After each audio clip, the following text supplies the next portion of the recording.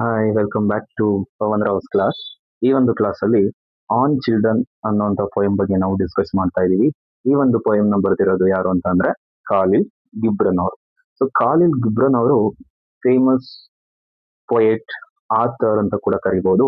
ಅವ್ರು ಏನ್ ಮಾಡ್ತಿದ್ದಾರೆ, ಒಂದಷ್ಟು ಮೆಸೇಜ್ ನ ನಮ್ಮ ಸೊಸೈಟಿಗೆ ಕನ್ವೆ ಮಾಡ್ತಾ ಇದ್ದಾರೆ. ಅದೇ ತರ ಅವ್ರು ಬರೆದಿರುವಂತ ಒಂದು ಪ್ರೊಫೆಟ್ ಯಾವುದು ಬುಕ್ ಬರೆದಿದ್ದಾರೆ, ದ ಪ್ರೊಫೆಟ್ ಅಂತ ಹೇಳಿ ಅವರು ಬರೆದಿದ್ದಾರೆ. ಸೊ ಈ ಬುಕ್ ಅಲ್ಲಿ ಈ ಒಂದು ಚಾಪ್ಟರ್ ಇರುವಂತದ್ದು ಇದು, ಅದರಲ್ಲಿರುವಂತಹ ಸಣ್ಣ ಪಾರ್ಟ್ ನ ನಮಗೆ ಕೊಟ್ಟಿದ್ದಾರೆ. ಸೊ ಪ್ರೊಫೆಟ್ ಅನ್ನುವಂಥದ್ದು ಏನು ಅಂತಂದ್ರೆ ಇಟ್ಸ್ ಕೈಂಡ್ ಆಫ್ ಮೆಸೇಜ್.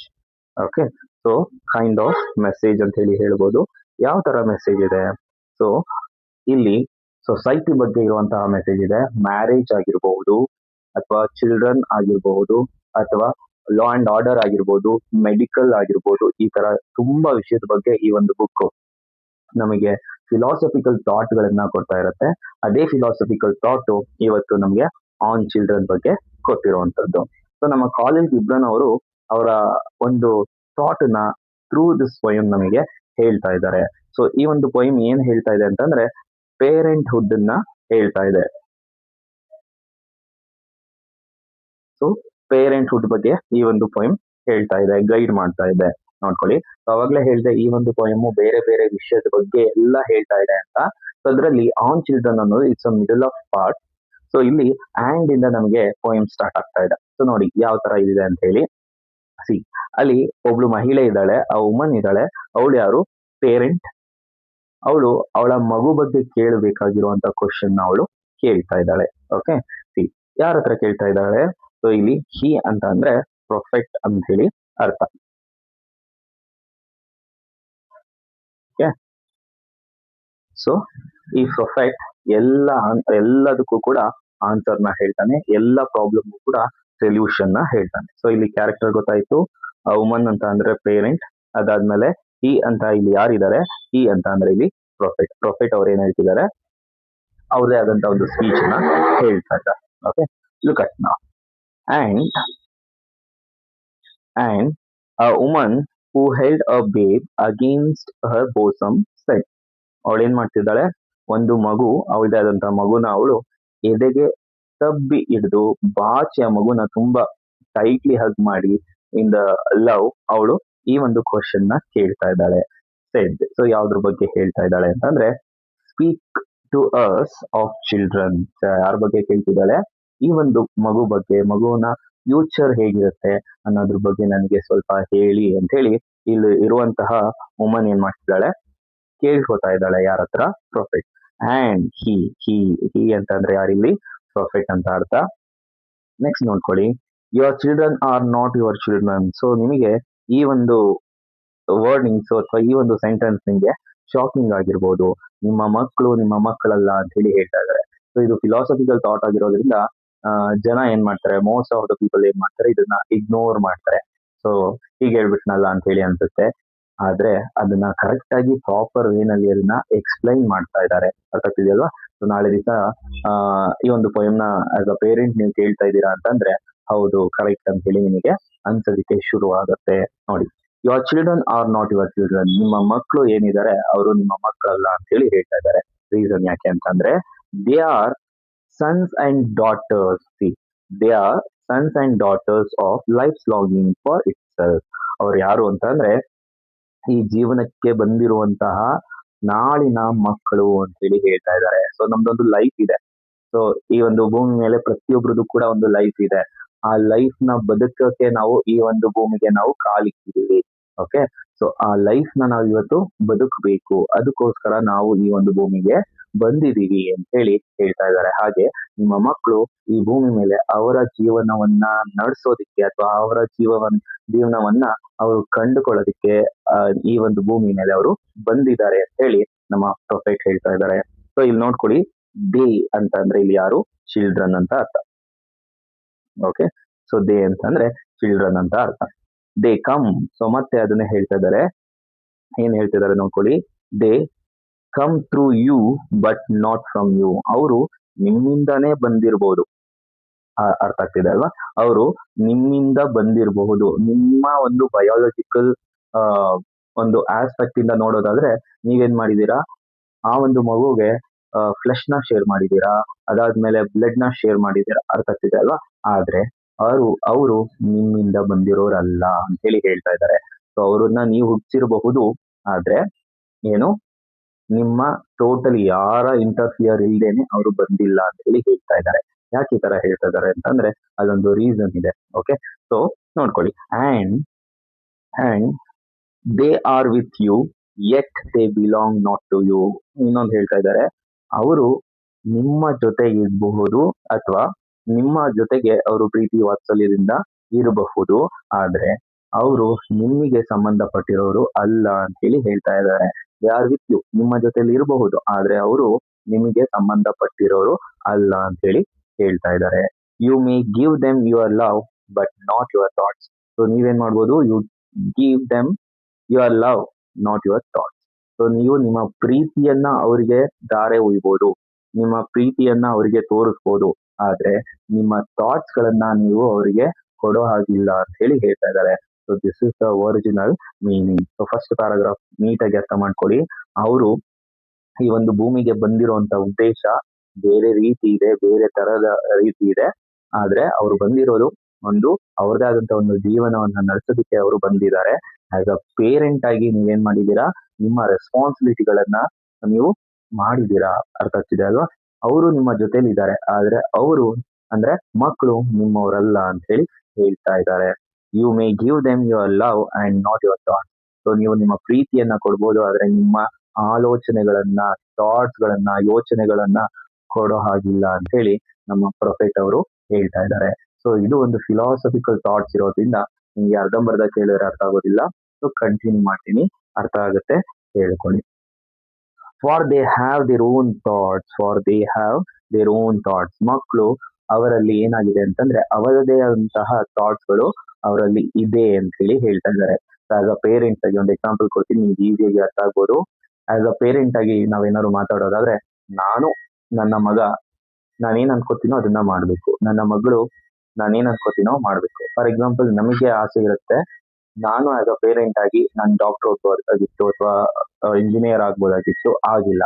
ಆದ್ರೆ ನನ್ನ ಆಸೆಗಳನ್ನ, ನನ್ನ ಆಲೋಚನೆಗಳನ್ನ ನಾನೇನ್ ಮಾಡ್ಬೋದು, ನನ್ನ ಮಕ್ಕಳಿಗೆ ಹೇರ್ಬೋದು ಅಥವಾ ನನ್ನ ಮಕ್ಕಳು ಮಾಡ್ಲಿ ಅಂತ ಹೇಳಿ ಎಷ್ಟೋ ಪೇರೆಂಟ್ಸ್ ಗಳಿಗೆ ಈ ಆಸೆಗಳಿರುತ್ತೆ. ಗೊತ್ತಾಗ್ತಿದೆ ಅಲ್ವಾ.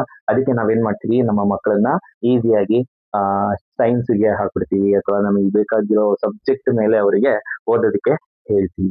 ಅದು ನಮ್ಮ ಥಾಟ್ಸ್. ಸೊ ಡಾಕ್ಟರ್ ಆಗ್ಬೇಕು ಅನ್ನೋದು ಆಸ್ ಅ ಪೇರೆಂಟ್ಸ್ ಥಾಟ್. ಮಕ್ಕಳ ಥಾಟ್ ಏನಿರುತ್ತೆ, ಸೊ ದಟ್ ಈಸ್ ಡಿಫ್ರೆಂಟ್. ಅರ್ಥ. ಸೊ ಅದನ್ನ ಇಲ್ಲಿ ಹೇಳ್ತಾ ಇದ್ದಾರೆ. You may house their bodies but not their souls. You ಅಂತಂದ್ರೆ ಇಲ್ಲಿ ಪೇರೆಂಟ್ಸ್. ಸೊ ಪೇರೆಂಟ್ಸ್ ಏನ್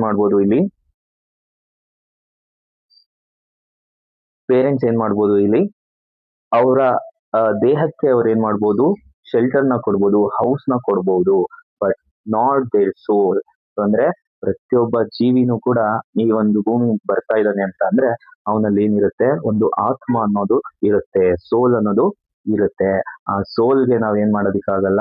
ಆಲ್ರೆಡಿ ಈ ಭೂಮಿ ಇರೋರು ಯಾವುದೇ ಕಾರಣಕ್ಕೂ ಪ್ರೊಟೆಕ್ಷನ್ ಆಗ್ಲಿ, ಶೆಲ್ಟರ್ ಆಗ್ಲಿ ಕೊಡೋದಕ್ಕೆ ಆಗೋದಿಲ್ಲ.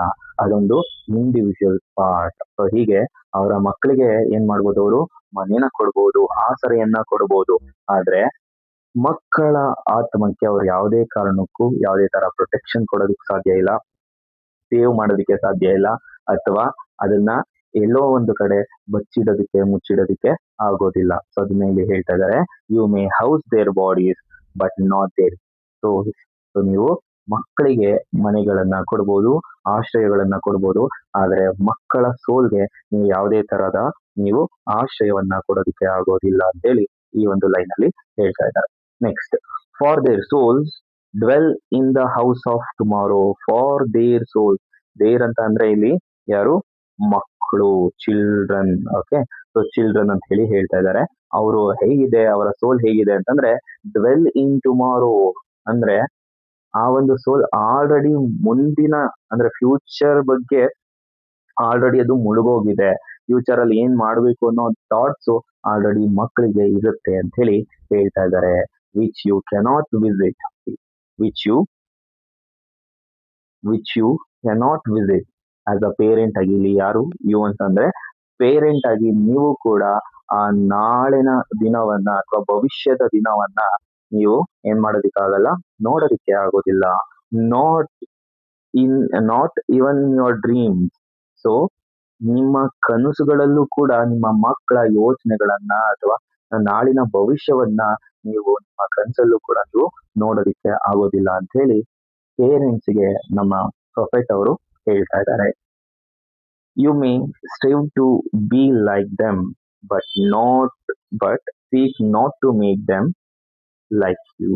ಅಂದ್ರೆ ಏನ್ ಹೇಳ್ತಾ ಇದ್ದಾರೆ ಅಂತಂದ್ರೆ, ನೀವು ಅಕಸ್ಮಾತ್ ಆಸ್ ಅ ಪೇರೆಂಟ್ ಆಗಿ ನೀವು ಟ್ರೈ ಮಾಡಿದ್ರೆ ನಿಮ್ಮ ಮಕ್ಕಳ ರೀತಿಲಿ ನೀವು ಇರ್ತೀರಾ, ಅವರು ಹೇಗೆ ಬಾಳ್ತಾರೆ ಅದೇ ತರ ನೀವು ಕೂಡ ಬಾಳ್ಬಹುದು ಅಂತ ಹೇಳಿ ಹೇಳ್ತಾ ಇದ್ದಾರೆ. But seek not make them like you. ಆದ್ರೆ ನಿಮ್ ತರ ಆಗ್ಲಿ ಅಂತ ಹೇಳಿ ಅವ್ರನ್ನ ನೀವೇನ್ ಮಾಡಿ, ಫೋರ್ಸ್ ಮಾಡಬೇಡಿ, ಅವರಿಗೆ ಪ್ರೇರೇಪಣೆ ಮಾಡಬೇಡಿ, ಮೋಟಿವೇಶನ್ ಮಾಡಬೇಡಿ ಅಂತ ಹೇಳಿ ಹೇಳ್ತಾ ಇದ್ದಾರೆ. For life goes not backward ನಾರ್ ಟೆರೀಸ್ ಆಫ್ ಎಸ್ಟರ್ಡೇ. ನೋಡಿ, for life goes not backward. Life ಅನ್ನೋದು ಏನಾಗಿರೋದಿಲ್ಲ, ಬ್ಯಾಕ್ವರ್ಡ್ ಆಗಿ ಹೋಗೋದಿಲ್ಲ ಅಂತ ಹೇಳಿ ಹೇಳ್ತಾ ಇದ್ದಾರೆ. ನಾರ್ ಟೆರೀಸ್ ವಿತ್ ಎಸ್ಟರ್ಡೇ. ಟೆರೀಸ್ ವಿತ್ ಎಸ್ಟರ್ಡೇ ಅಂತಂದ್ರೆ ನಾವು ಯಾವುದೇ ಕಾರಣಕ್ಕೂ ನಿನ್ನೆಯ ಛಾವಣಿಯಲ್ಲಿ ನಾವು ಬದುಕೋದಿಕ್ಕೆ ಆಗೋದಿಲ್ಲ ಅಂತ ಹೇಳಿ ಹೇಳ್ತಾ ಇದ್ದಾರೆ. ನೀವು ಕೇಳಿರ್ಬೋದು, ಕನ್ನಡದಲ್ಲಿ ಗಾದೆ ಮಾತಿದೆ, ಅಪ್ಪ ಹಾಕಿದ ಆಲದ ಮರ ಅಂತ ಹೇಳಿ ನಾವೇನ್ ಮಾಡ್ಕೊಳ್ಳೋದಕ್ಕಾಗಲ್ಲ, ನೇಣು ಹಾಕೊಳ್ಳೋದಕ್ಕೆ ಆಗೋದಿಲ್ಲ. ಅದನ್ನೇ ಹೇಳ್ತಾ ಇದ್ದಾರೆ. ಅಪ್ಪ ಹೇಳಿದ್ರು ಅಂತೇಳಿ ಅಥವಾ ಪೇರೆಂಟ್ಸ್ ಹೇಳಿದ್ರು ಅಂತೇಳಿ ನಾವು ನಮ್ಮ ಪೇರೆಂಟ್ಸ್ ಇರುವಂತಹ ಲೈಫ್ ನ ನಾವೇನ್ ಮಾಡೋದಕ್ಕಾಗಲ್ಲ, ಇರಬೇಕಾಗಿರುವಂತಹ ಲೈಫ್ ನ ಆಗಿರ್ಬೋದು, ಇರುವಂತ ಲೈಫ್ ಆಗಿರ್ಬೋದು, ಆಸ್ ಅ ಚಿಲ್ಡ್ರನ್ ನಾವು ಬಾಳೋದಕ್ಕೆ ಆಗೋದಿಲ್ಲ, ಬದುಕೋದಿಕ್ಕೆ ಆಗೋದಿಲ್ಲ ಅಂತ ಹೇಳಿ ಹೇಳ್ತಾ ಇದ್ದಾರೆ. ಯಾಕೆಲ್ಲ ಈ ತರ ಹೇಳಿದ್ದಾರೆ?